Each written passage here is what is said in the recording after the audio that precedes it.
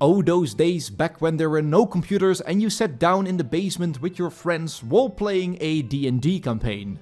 Well, I haven't. We had no basement and I was not aware of such games.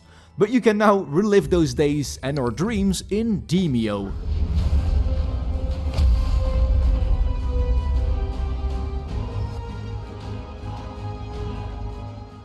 Grab your friends and assemble a party and get ready for a night of casting spells, rolling dice and moving miniatures.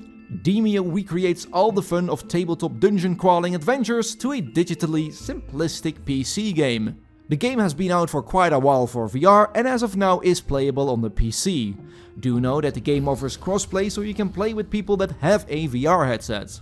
Talking about VR, if you want to keep up to date with the latest VR updates, subscribe.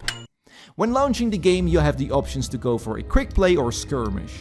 You can go either alone or get your friends involved. When I just got the game, I played alone and that was my first mistake. I put the game away thinking it was not my cup of tea. I tried it again and brought in 2 friends of mine and what a blast we had. When starting a skirmish, you can now choose between 3 adventures: the Black Sarcophagus, the Realm of the Red King and Roots of Evil. Each adventure offers different style dungeons, enemies and different end bosses. What you might notice is that there is no difficulty setting, but I can assure you that it is definitely not easy and you might even need a couple of tries to actually finish an adventure. But I can imagine it would be nice to add, for example, a hardcore mode for the, well, you know, hardcore players. Now once you have chosen your adventure, you pick your heroes. You can choose between the Hunter, Sorcerer, Assassin, Guardian or Bard. All with their own unique abilities and skills. Now don't think this is a full RPG game in where you have to set attributes. You just pick your hero and that's it. Each hero has their own deck of cards that you can use in your turn to do damage, heal or summon friendlies for your conquest to glory. There are some cards that are general, like healing potions, that can be in everyone's deck. Now once you step into the dungeon, you will always encounter a new layout as every level is fully randomized. I have now tried the first adventure 3 times and every time it was completely different. The enemies, however, stay the same.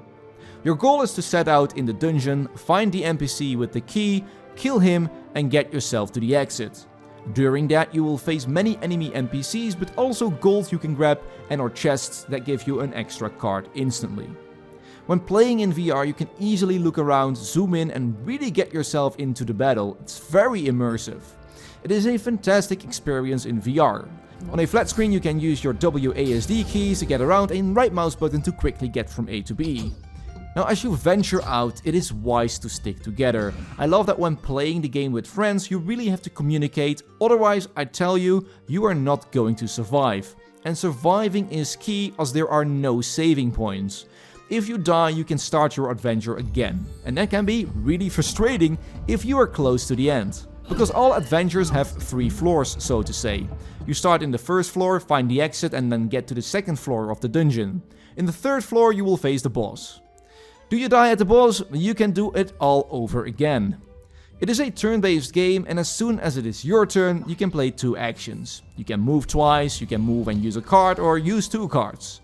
Now once you have completed the first floor you can then sell cards or buy new ones to use in the next floor. You can buy new cards with the money you have found in the previous run. Now once you have completed your adventure or if you died, you gain XP and level up.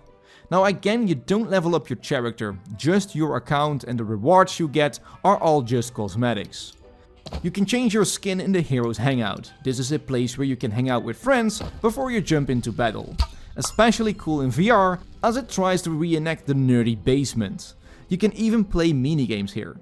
Now I wish there was some kind of progression to the hero. It will be cool to shape your own hero from adventure to adventure and give it your own build. But at the same time I like the simplicity of the game of just going in with some heroes and that's it. So I will take it. I love that you can just start within like a minute. Also creating games is super easy. You can start a game, you get a room code and others can just join via that code. Now if you play with friends you are most likely using Discord, but you can also go in for a quick play with randoms and then just use the in-game VoIP system. Please keep in mind, don't expect a story. There are no friendly NPCs you encounter during your adventure that give you dialogue options and choices. There is none. The game will introduce you to the dungeon and that's it.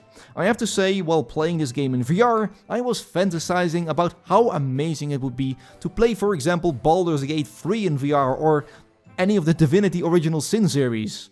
Well, each adventure takes around 1.5 to 2 hours to complete, and between each floor you can save it. Do remember that once you load the save, you can't load it in from that point again. It will be gone, so you finish it or you just die.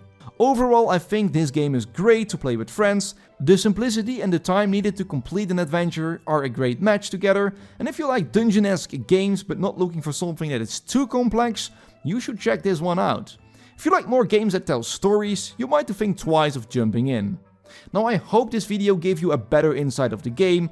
If so, feel free to like. And let me know in the comments down below what your first impressions are of the game. Also, feel free to ask me any questions.